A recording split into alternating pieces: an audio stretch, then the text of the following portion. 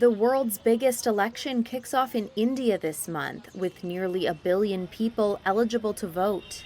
Opinion polls predict an easy win for Prime Minister Narendra Modi and his Bharatiya Janata Party, or BJP. Still, critics point to concerns ranging from uneven economic growth and treatment of India's minority Muslim community to lopsided corruption investigations. Here's what you need to know about the vote that begins on April 19th.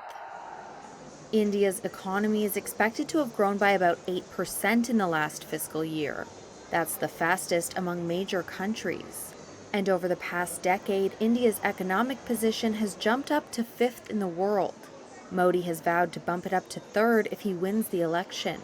But some say the fruits of that booming economy are more visible in major cities than the vast countryside. Inflation is on the rise, and Modi has largely failed to deliver on a promise to create tens of millions of jobs for young people. The BJP had also promised to double farm income by 2022. There's no sign of that happening yet. The BJP has tried to court women voters with cash handouts, piped water, and 24/7 electricity. And since the global health crisis, the government has been handing out free food rations to nearly 60% of India's 1.4 billion population. Some critics say the fact that the government feels the need to do that is a sign of uneven economic growth.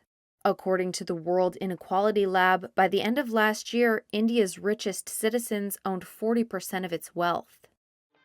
Modi's regular visits to Hindu temples across the country are broadcast widely on news channels.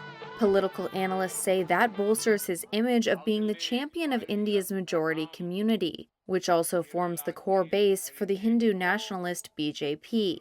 Many Muslims say government policies are not good for them. Modi's government has ended federal support for Muslim schools. He's also implemented a citizenship law that has been criticized as discriminating against Muslims. A government agency that investigates suspected money laundering has summoned, questioned, raided, or arrested nearly 150 opposition politicians in the past decade. It's investigated about half a dozen ruling party politicians in the same time period. Modi touts a zero-tolerance policy on corruption, but opposition politicians say he's misusing government agencies to target them.